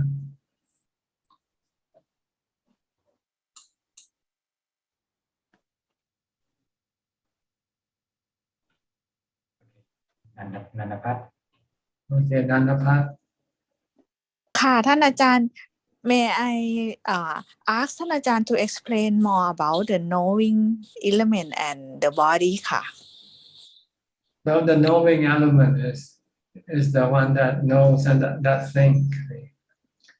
It's not part of the body. Okay, the body is made up of the other 4 elements: the earth, the water, the fire, and the wind element. When they combine, they become the 32 parts of the body. While the knowing element attached to the body, the 4 elements, and use the body as the medium to get to the sensual objects. Like we need the eyes before we can see. We need the ears before we can listen, can hear. So the mind, the knowing element, can send vijnana, which we call the stream of consciousness, to connect to the body, to the sensual object, to the sensual organs. The stream of consciousness will go 5 different directions. One goes to the eyes, the other goes to the nose, the ears, the tongue, and the body. So then when the sensual objects come into contact with these sensual organs, the mind will then be able to perceive, to know what these objects are. So this is what the knowing element is. The knowing element is not the 4 elements, not the body. The body is the combination of the 4 elements: the earth, water, wind, and fire element. While the knowing element, it just connect to this body through the stream of consciousness that the knowing element has. The knowing element has 4 capabilities, has the ability to send the stream of consciousness to connect to the sensual object, to the sensual organs. Then it has the ability to feel, which we call vedana, have the ability to think, we call sankhara, and has the ability to perceive or to remember, we call sanya. So this is the difference between the 5 elements. The 4 elements make up the body, while the fifth element is the knowing element. connect to the body, to use the body as the medium to be able to receive the sensual objects, which the knowing element crave for, desire for. The practice, the goal is to stop the craving inside the knowing element, so that it doesn't no longer have to connect to a body. Because by connecting to a body, it has to look after the body. And then it has to also eventually lose the body, which causes suffering to arise in the knowing element. Without the craving for the body, the craving for the sensual objects, then there will be no need to have a body to connect to. Then there will be no suffering that can cause the mind from the impermanent nature of the body, such as aging, sickness, and death of the body. Okay? The sixth element is the space element in which the body exists on.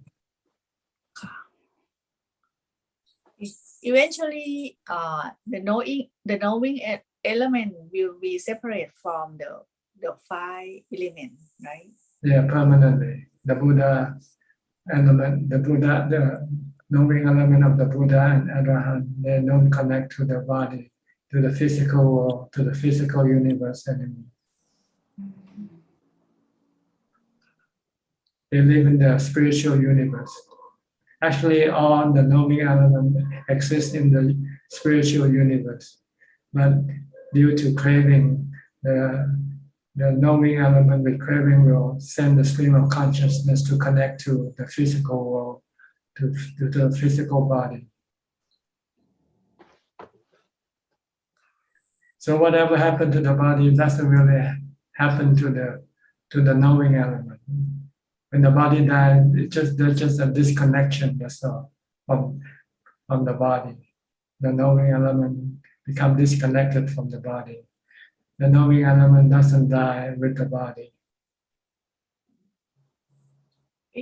If we have this knowledge, so we don't have the fear of death, right, Chanachan?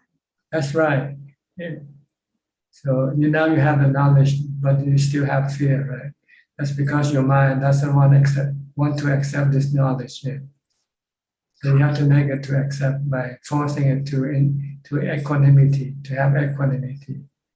When it has equanimity, then it will stop resisting the knowledge. It will accept the knowledge. Right now we know the knowledge, but the mind doesn't want to accept this knowledge. The mind still have this craving for owning the body, keeping the body. We don't have enough power to accept it. To stop the attachment of the cravings. So we cannot accept the truth. So we should have enough equanimity, right? Right, because when you have equanimity, you're actually disconnecting from the body. When you meditate, you are actually disconnecting the stream of consciousness from the five sensual organs.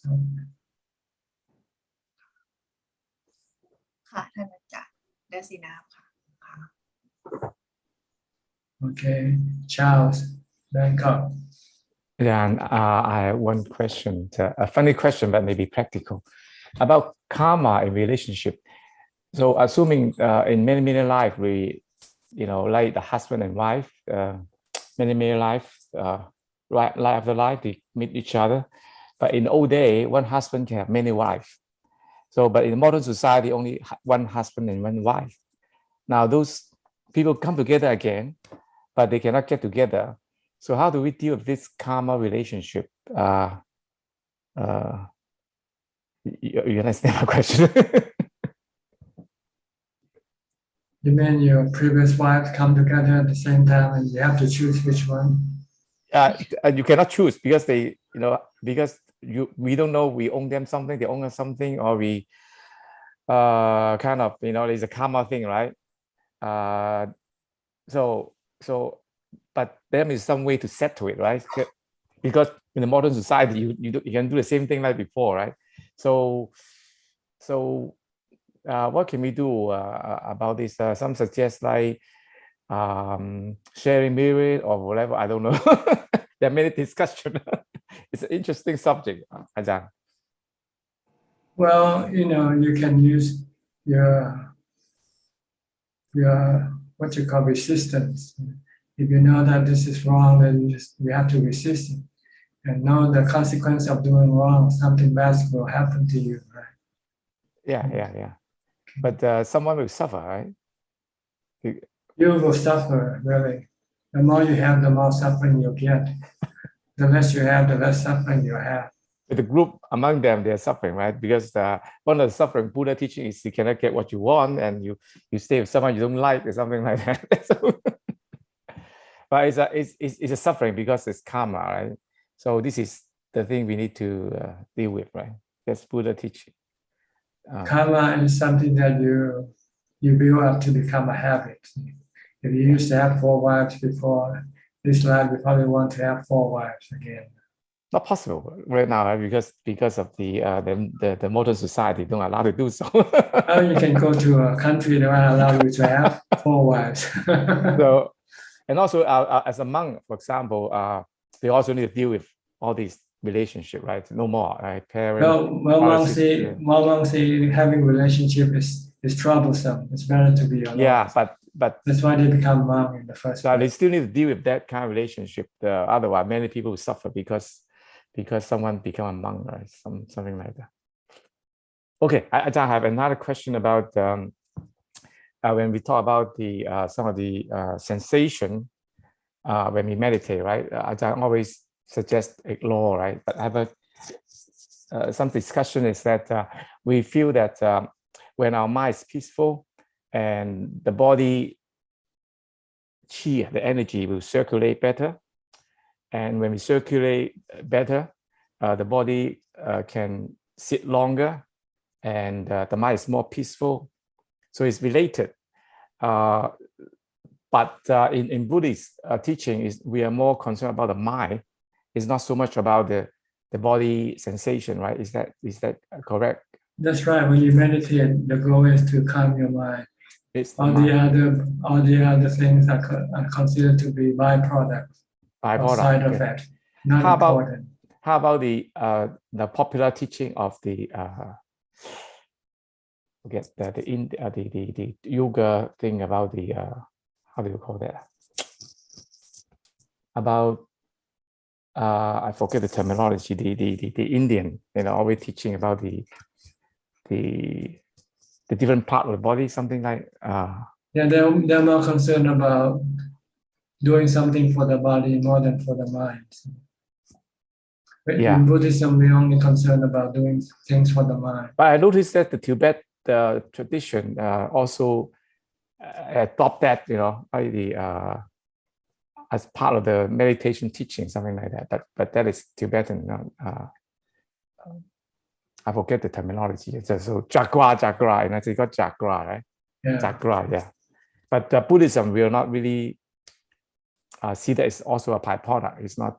We are more cultivate our mind to deal with this so-called defilement, right? Defilements. Yeah, more is a serious focus, not the other superpower or something like that. Yeah, not important.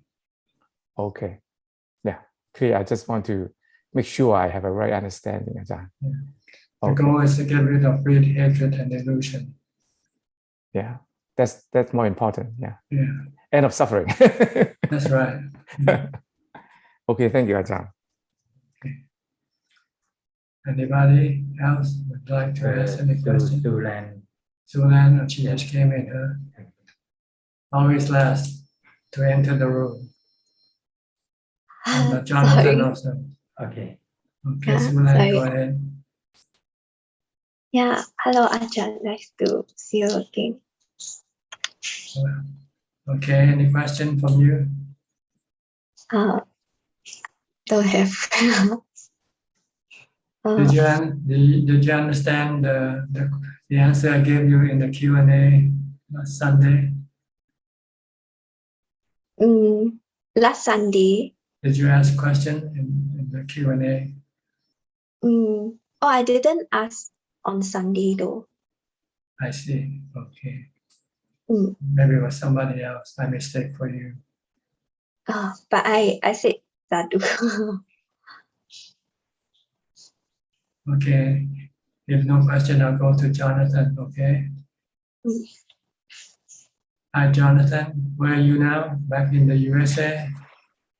I'm in the USA, yes, in San Diego. Back home. Is that where you're based?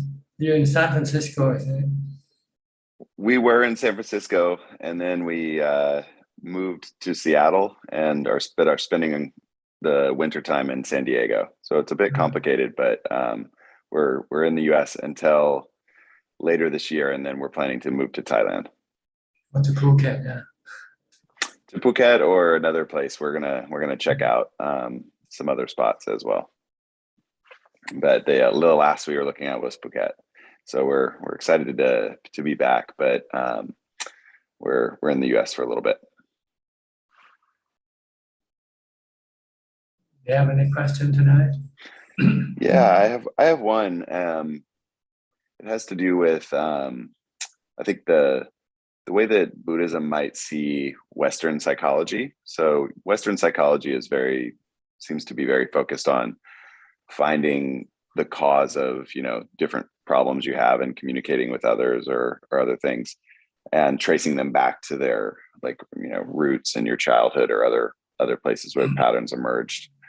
How important is that kind of work to the process of liberation, or is it not? Is it, because I definitely sort of understand the need to sort of trace back how how something occurs and see it as impermanent or not self or other things, but is it also important to do that work of seeing how it maybe the pattern of behavior sort of like built in this lifetime? I think they don't understand the nature of the mind. See? And that the mind, the problem with the mind is not calm. And so the goal is to calm the mind. See? Once you can calm the mind, then all the problem will disappear. There's no need to trace back to your past or anything like that. Because the cause of the problem, all mental problems come from the lack of mindfulness, the lack of ability to control your thoughts. That's all. Once you can stop thinking, you'll be in a different world, a world without suffering, a world without mental illness. But that's not what the West. The West never study or practice mindfulness, so they cannot understand the true problem of the mind. So they speculate on different things like past patterns and whatever. But it all comes from the lack of ability to control your mental fabrication. Right? That's what the problem is. All the mental problem comes from the uncontrolled mental fabrication. So if you can use mindfulness and meditate and stop this mental fabrication, then you enter into the world of emptiness, a world of peace and equanimity. Then you don't need to do anything anymore. Just keep the mind in that state all the time. That's the goal, really. That's the way to solve all problems, all mental problems. That makes sense. It also feels like if we were to try to chase all the past patterns because they emerge over tons of lifetimes, we could just be chasing those things forever versus actually stopping them. Yeah, that makes sense. Thank you so much. That's very helpful. Okay, is that all? That's it. Thank you. It was very good to see you. Yeah, good to see you too. Come back again. I will. All right. Sajalka, you are back. Do you want to ask any question? No? Okay, no question. Kokseng. Kokseng? Raise his hand. Okay, Kokseng. Go ahead. Okay. Cannot hear you. Something wrong with your microphone.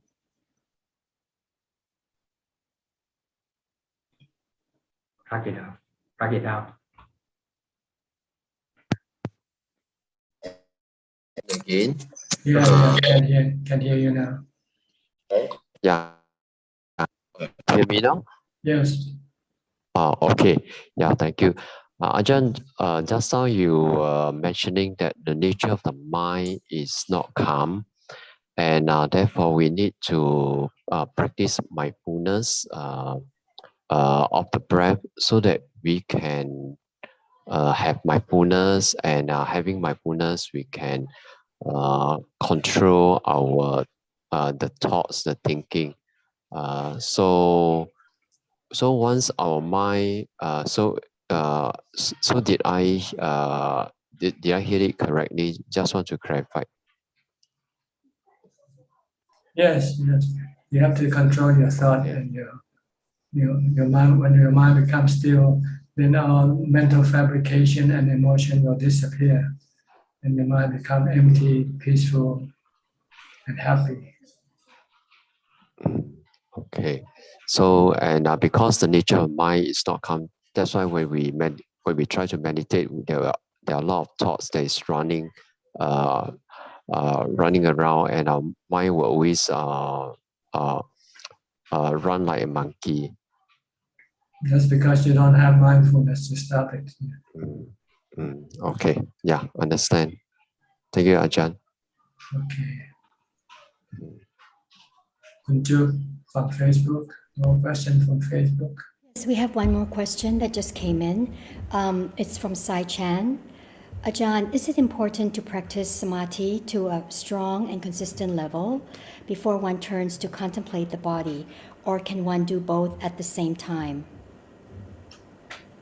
Well, the goal is to have strong samadhi first and be easy access to samadhi anytime you can. Anytime you want to enter into samadhi, you can do it in 5 minutes. That's the goal. And when you're not meditating, you need to develop more mindfulness until your mindfulness is strong and able to enter into samadhi at any time, anywhere, when you want to. And when you come out, you can control your thought.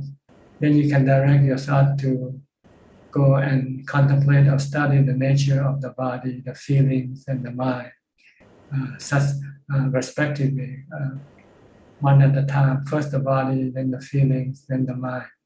So that you understand their nature and then let go of your attachment to them. Let go of your attachment to your body, your feelings, and your mental states of mind. Okay.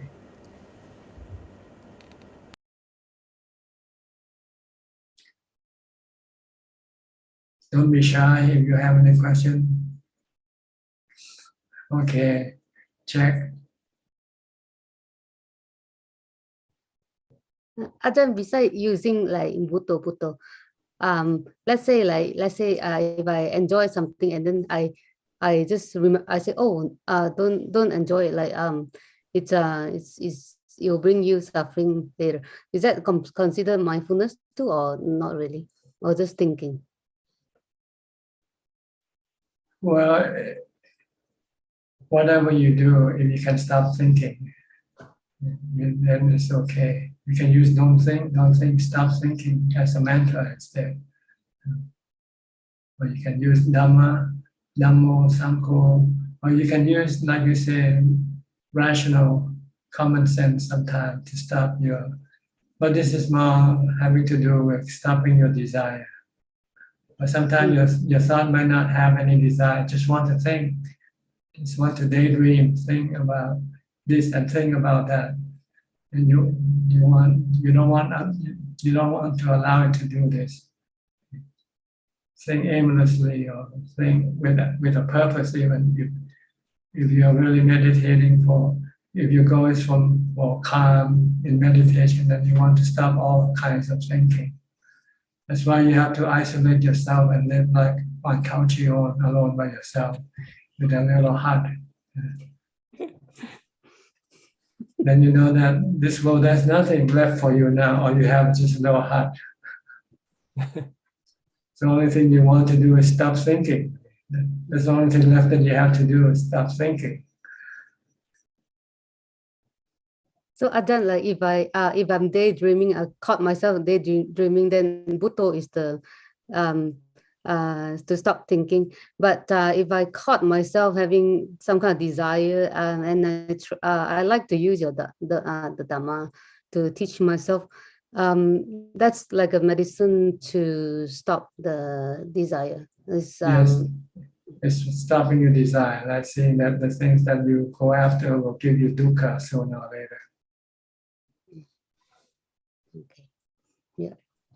Ajahn, I really like the tattoo just now about tattoo in the mind. It's a really good analogy. It's a really good one. You use Bhutto to tattoo in the mind. Tattoo, yeah. Never thought about the tattoo one. Yeah, it's really good one. And if you can have Bhutto all the time, whenever you start to think, then you can stop with Bhutto right away. Whenever you're angry, you can start with Bhutto. Whenever you're craving, you can start with Bhutto. Yeah. But only drawback with Bhutto or mindfulness is that it can only stop temporarily. It cannot stop permanently.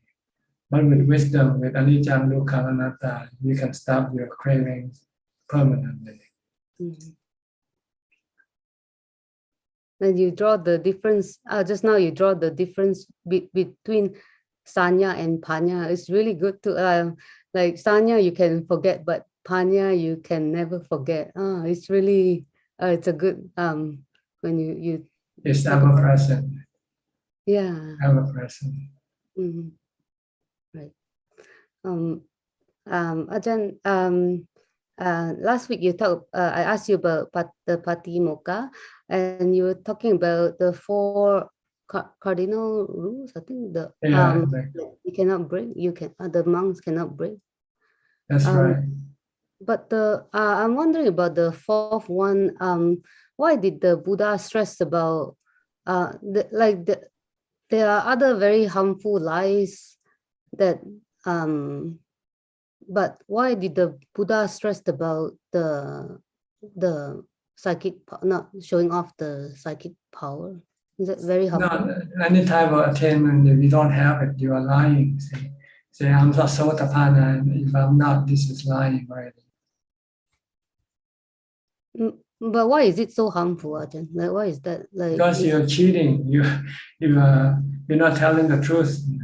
So if you're going to be a teacher, if they cannot trust you, then how can you become a teacher anymore?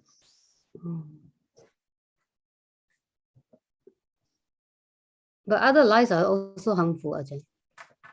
But this is not like, this is the most, this Buddha see this as most harmful. Yes, to profess something that you are not, this is harmful. To probably to mislead people to believe in you, to trust in you. Say, believe in me, I'm an arahant. Whatever I say will make you become an arahant. But whatever you tell them, you yourself cannot become an arahant yourself yet. How can you teach other people to become an arahant? Yeah, that's very helpful. Yeah.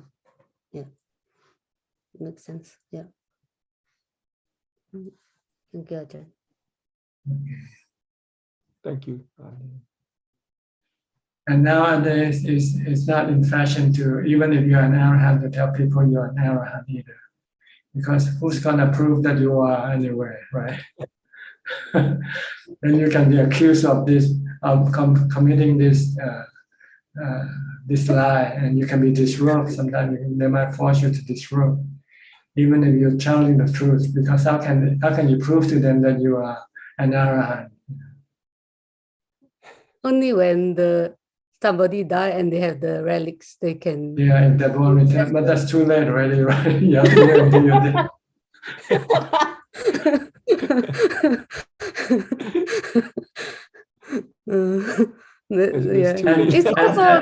Also, sometimes even if you're an arahant, your bone might not turn into relics. Also, it's possible. That's true. Yeah. It's not mean that every arahant bone will turn into relics. It depends on the amount of time left after you become an arahant. How long you live after. The longer you live, then the likely chance of them turning into relics are more. If you become an arahant this morning and you die this evening, then your bone will turn into relics because it doesn't have the time to be purified. Yeah, some are like really like gold and like long Dhamma relic is like, yes, they have different appearances, but they all like precious stone. Really. Oh, yeah, that's pretty, yeah. And different sizes also, big and small. Yeah. But it's not important because by that time it's useless for you anyway. Because what you need is the teaching. It's not you don't need the relics to teach you. The relics cannot teach you anything. But nowadays we're fortunate we have recordings of the teaching around. That's why I asked Karen to read the biography of Ajahn Mun once. It's That's really, the teaching. really... That's the teaching of Ajahn Mun with the interpretation by Ajahn Mahabhu. That's the best, one of the best books. Very inspiring. Okay. Yes, Thank you. Anybody would like to ask any more questions? We actually run out of time now, but if there's another question, go ahead, Kunju. Facebook. Yes, Katana-chan, the question has come in Thai, so we're going to try to translate it. And it's from Kun Sasitan, and she says that she has a question about people who are in a depressed state of mind. What can we do to help them, to stop them from thinking in circles or be in that depressed state all the time? So that's her question. Yes. It's very hard to help people who are not able to control their own mental fabrication. So you can get them to do chanting, do group chanting, do activities like that to pull the mind away from being depressed. And this might help, but it depends on whether the person wants to do it or not. The person who's depressed want to do it or not also. Sometimes they're just stuck in the state and then don't want to come out of it, no matter what you try to do to them. That's it, Kai. Okay, folks, I think that's about it for tonight then, okay? Thank you very much for your participation. I hope this meeting will produce some results, some good results for you, beneficial result that will help you advance in your practice. In the meantime, stay mindful and keep on practicing. And if all goes well, I'll see you again next week at the same time. Thank you and goodbye. สาธุค่ะท่านอาจารย์ Thank you, Admi. Thank you, Thank you, everyone. Thank you. Bye, everyone.